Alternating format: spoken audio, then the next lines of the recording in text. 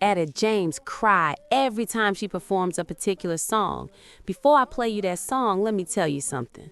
There's a difference between a sad song and a song that destroys you. These 15 R&B songs from the 1960s, they don't just make you cry. They reach into your chest and pull out every heartbreak you ever tried to bury. You said you'd be coming back this way again, baby. Baby, baby, baby, baby, oh baby, yeah. Number 3 on this list was recorded by a man standing inside a grief so deep, the studio musicians wept during playback. And number 1, it's been over 60 years. Every single word still hits like it was written about your life. If you've ever loved someone who didn't stay, lost something beautiful before you were ready, or watched an era of music carry more honesty than anything made today, you gon' feel every second of this. Let's go. Another guy, baby, I know you will. Understand me, won't you try. Let's just kiss and say goodnight. Number 15, What Becomes of the Brokenhearted, Jimmy Ruffin, 1966. Some songs ask questions. This one asks the one nobody wants to answer. Our world's filled with love is a wonderful sight. Being in love is everyone's heart's delight. But that look of love isn't on my face, no. That enchanted feeling has been replaced. Yeah, as I walk. Detroit, 1966. Motown is at the height of its commercial power. The hits are coming fast, polished, radio ready, built for dancing. And then Jimmy Ruffin walks into Hitsville, USA, and records something that doesn't fit the formula at all.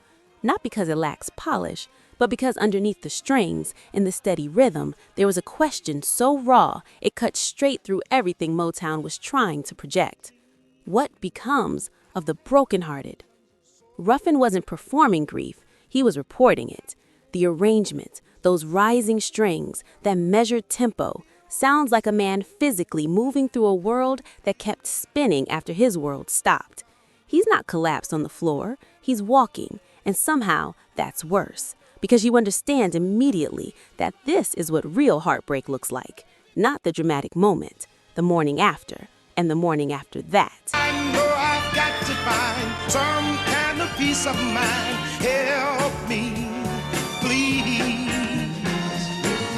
I'm searching, no, I don't succeed. For someone's love that's such a growing need.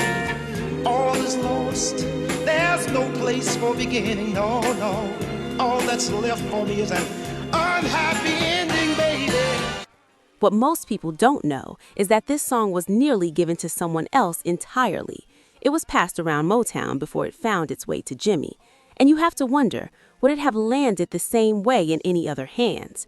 Because Jimmy carried something personal into that vocal booth. He was the lesser-known brother in a family where David Ruffin was the star. He understood, intimately, what it meant to keep going in a world that wasn't fully looking at you. That knowledge lives inside every note he sang. What becomes of the brokenhearted? He never gives you the answer, because some questions aren't meant to be resolved. They're meant to be carried. And 60 years later, this record is still being carried by everyone who has ever stood in a doorway long after someone walked through it. Who had a sweet love that's now departed. Listen, I know I've got to find some kind of peace of mind. I'll be searching everywhere just to find someone to care. I'll be looking every day. Ooh, I'm gonna find a way. I need you, baby. Need you, baby. Need you, baby. Number 14, For All We Know, Donny Hathaway, 1970. There are voices that entertain you, and then there are voices that tell you the truth about yourself. By 1970, Donny Hathaway had already established himself as one of the most gifted musical minds of his generation. Arranger, producer, pianist, singer. He moved through music the way other people breathe, naturally, necessarily, without effort. But when he turned to a slow ballad, something shifted. The technical brilliance stepped back, and what stepped forward was something closer to revelation.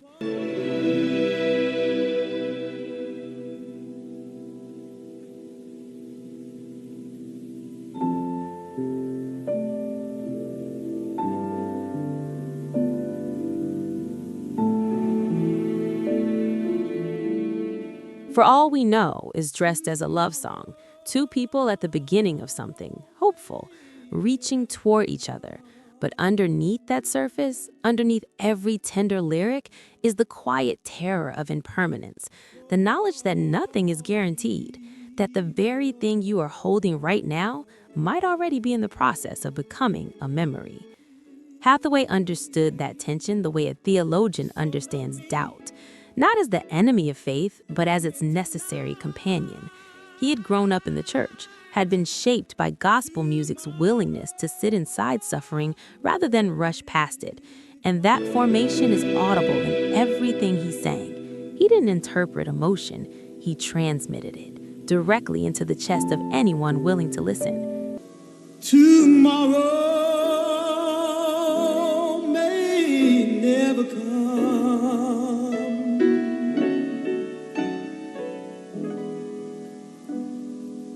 For all we know. The tragedy of Donny Hathaway, his mental health struggles, the brilliance that burned so bright it became difficult to contain, the life that ended at 33, deepens everything these recordings carry. When you hear him singing about uncertainty, about holding something fragile, you understand now that he was always singing about more than the lyric in front of him. Some artists make music. Donny Hathaway made evidence. Evidence that beauty and sorrow are not opposites, that sometimes they are the exact same thing. Tomorrow may never come.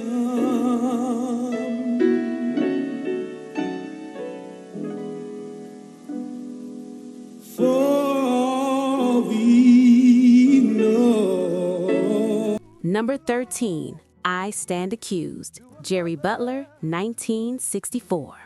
He was called the Iceman, but listen closely and you'll hear exactly why that nickname was never the whole story. Chicago, 1964. Jerry Butler is 24 years old and already carrying the kind of vocal authority that most singers spend a lifetime trying to develop.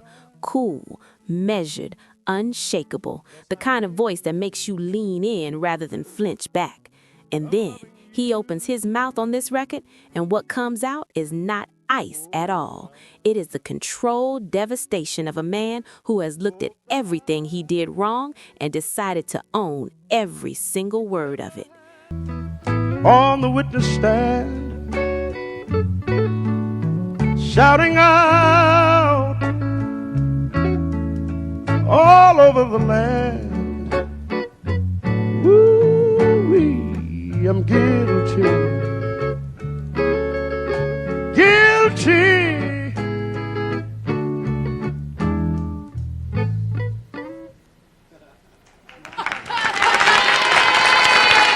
I Stand Accused is not a defense. It is a confession. He's not fighting the charges. He's not explaining himself. He stands before you, before whoever it is he lost, and pleads guilty. Guilty of loving past the point of wisdom. Guilty of staying when leaving would have been easier. Guilty of caring so deeply that dignity became negotiable. Butler recorded this during a period when soul music was still finding the full range of what it could say.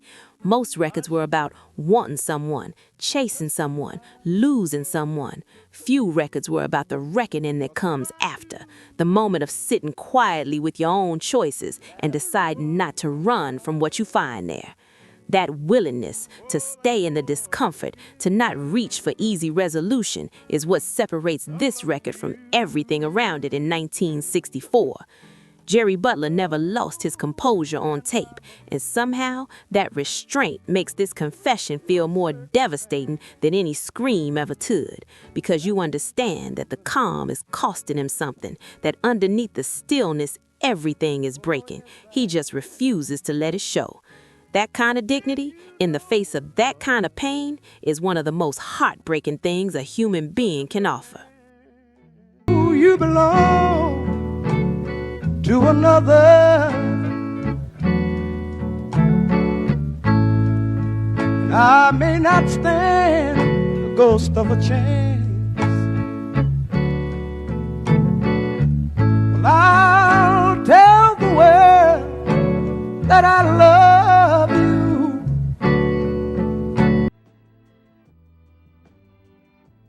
Number 12. Ain't No Sunshine by Bill Withers in 1971. 26 words, repeated until they stopped being words entirely. Bill Withers was 32 years old, had spent years working on the assembly line at a Boeing factory, and had no guarantee that anyone would ever hear what he was making when he recorded Ain't No Sunshine as a throwaway B-side in 1971. He almost didn't include those 26 words at all. He left them in as a placeholder, intending to replace them with actual lyrics later. He never replaced them, and the world is different because of that decision. Ain't no sunshine when she's gone. Only darkness every day. Ain't no sunshine when she's gone, and this house just ain't no home at any time. Because what those repeating words capture, I know, looping over itself until the meaning dissolves and only the feeling remains, is the most accurate sonic portrait of absence ever committed to tape. That is what real loss feels like. Not the eloquent speech, not the perfectly constructed lyric, the mind circling the same empty space again and again and again, unable to land anywhere else. The 1960s soul tradition, the one that taught musicians to let silence breathe, to trust the space between notes as much as the notes themselves, is all over this record. The arrangement is almost nothing. A few guitars, a light rhythm, and that voice, unadorned, unprotected, standing alone in the middle of an accent it cannot name and cannot escape. Withers said in interviews that he wrote the song about a woman who kept leaving and coming back. That cycle, the leaving, the returning, the leaving again, is what the repetition captures. Not a single departure, a pattern, a rhythm of loss that becomes, after a while, the rhythm of your whole life. When she's gone, he knows, he knows, he knows. Anytime she goes away, anytime she goes away.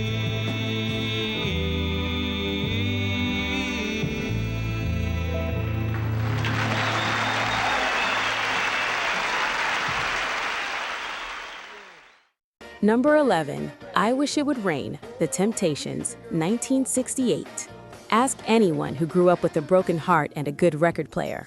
Not My Girl, not Papa Was a Rolling Stone, this one. Detroit, 1968. The Temptations are at the peak of their commercial dominance, and producer Norman Whitfield is beginning to push the group towards something darker, something more psychedelic and complex. But before that full transformation arrives, there is this record, this quiet, devastating record that most casual listeners have never fully reckoned with. So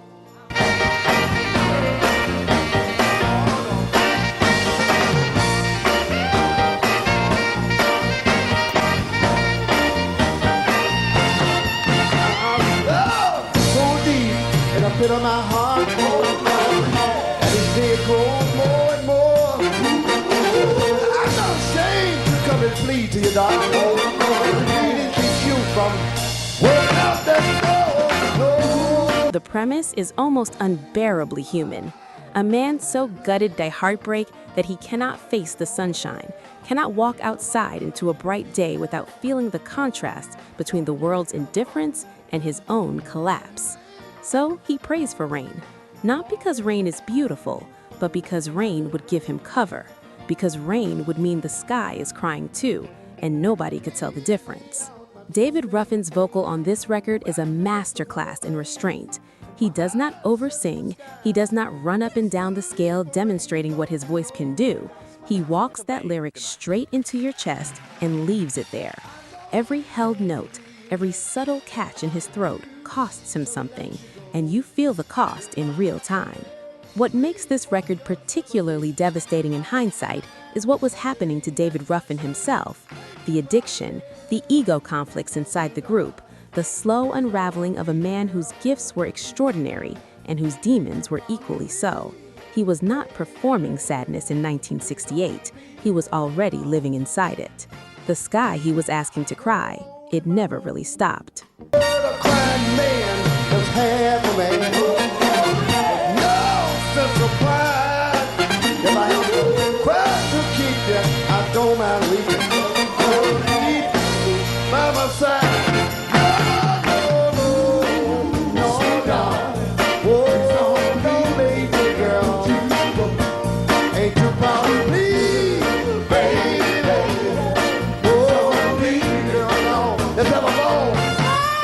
Number 10, Me and Mrs. Jones by Billy Paul, 1972.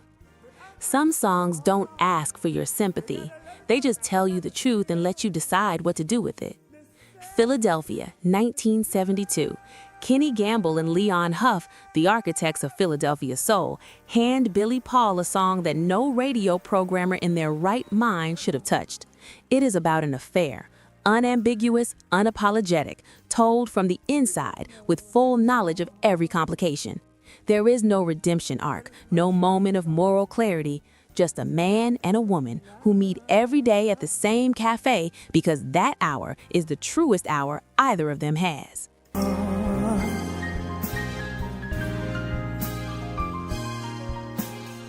We both know that it's wrong, but it's much too strong to let it go now.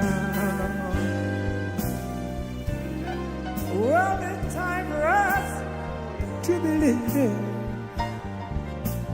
And somehow, it became one of the biggest records of the year.